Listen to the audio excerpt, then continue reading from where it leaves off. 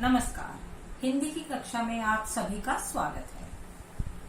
पिछली वीडियो में हमने कविता 4 कठपुतली पढ़ना शुरू किया था। उनके जो कवि हैं उनके बारे में जाना था। इस कविता के कवि हैं भवानी प्रसाद मिश्र। तो बच्चों, हमने पिछली वीडियो में इस कविता के बारे में जाना था कि जो कठपुतली, पहले जाने कठपुतली क्या होती है। कठपुतली काठ से बनी हुई पुतली अर्थात लकड़ी की पुतलियां जो धागे से बंधी होती हैं और उन्हें जो नचाने वाला होता है, हिलाने वाला होता है, वे उसी के इशारे पर सभी कार्य करती है अर्थात वे पराधीन होती हैं। आपने कठपुतली का खेल देखा भी होगा। राजस्थान में यह जो कला विशेष तौर पर वहां दिखाई जाती है, मेलों में या जो और अवसर होते हैं उनमें कठपुतली का खेल दिखाया जाता है। तो यहाँ जो कठपुतली है वे परतंत्र हैं अर्थात दूसरों के अधीन है, लेकिन वे स्वतंत्र होना चाहती हैं और एक ऐसी ही कठपुतली है जिसके मन में स्वतंत्र होने की इच्छा जागी है। तो यह हमने जाना था पिछली वीडियो में। अब सबसे पहले मैं इस कविता का सस्वर वाचन करती हूँ, फिर इसका हम सरलार्थ भावार्थ जानेंगे। कठपुतली गुस्से से उबली बोली, ये धागे क्यों हैं मेरे पीछे आगे, इन्हें तोड़ दो, मुझे मेरे पांवों पर छोड़ दो। सुनकर बोली और कठपुतलियां कि हाँ, बहुत दिन हुए हमें अपने मन के छंद छुए। मगर पहली कठपुतली सोचने लगी, ये कैसी इच्छा मेरे मन में जगी। अर्थात जो पहली कठपुतली है, एक कठपुतली है, वह गुस्से से उबली अर्थात उसे बहुत क्रोध आया। क्रोध क्यों आया?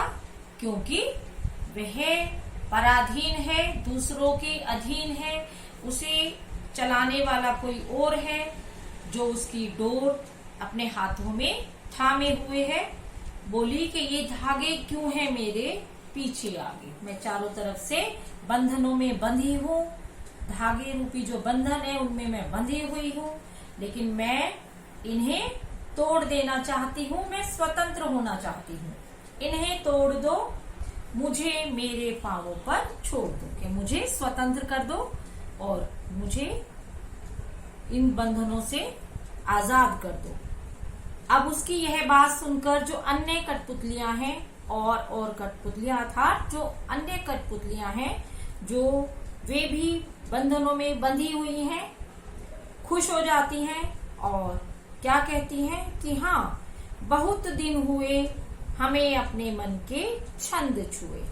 कि हम हमारे मन में छंद छूना क्या मतलब हुआ कि मन में कोई खुशी का भाव नहीं आया है, उनका मन उदास है और वे भी प्रसन्न होना चाहती हैं, अपने मन में उमंग और तरंग भरना चाहती हैं। ऐसा किए हुए उन्हें भी बहुत दिन हो गए अर्थात वे भी पहली कठपुतली की तरह ही स्वतंत्र होना चाहती हैं, लेकिन अभी उनमें इतनी हिम्मत नहीं है जितनी हिम्मत एक कठपुतली ने दिखाई है।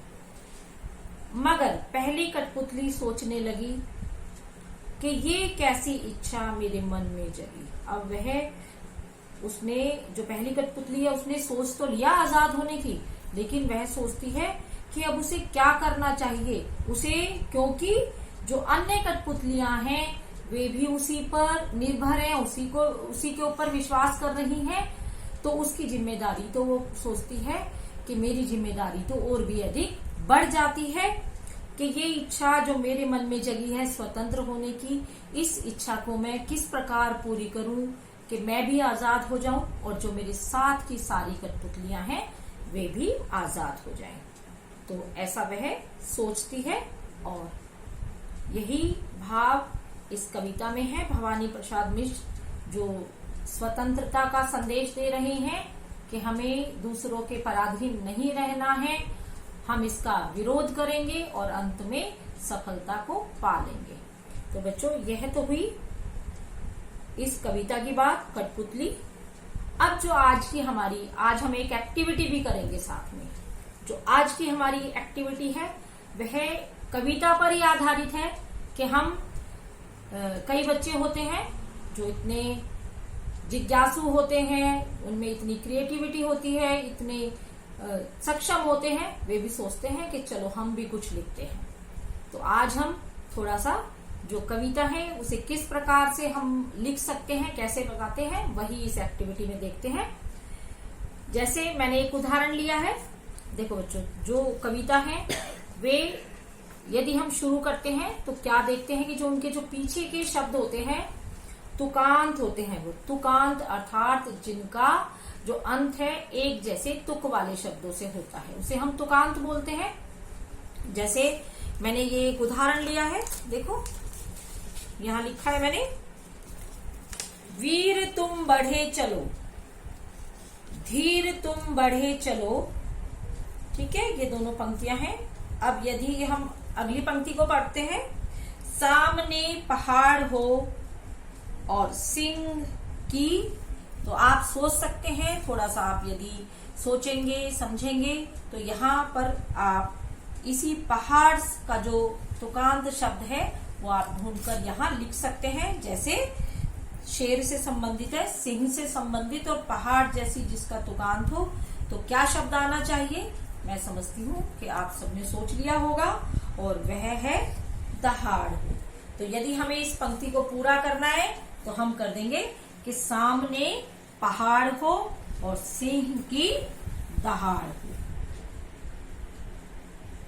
ठीक है, तो यह हो गया, इस पंक्ति को हमने पूरा कर दिया है। ठीक है, इसी प्रकार से जब आप अन्य इसी प्रकार की छोटी छोटी पंक्तियां लिखना प्रारंभ करेंगे तो मैं समझती हूँ एक दिन आप कविता भी लिखना आरंभ कर सकते हैं। तो हमारी आज की एक्टिविटी भी यही है।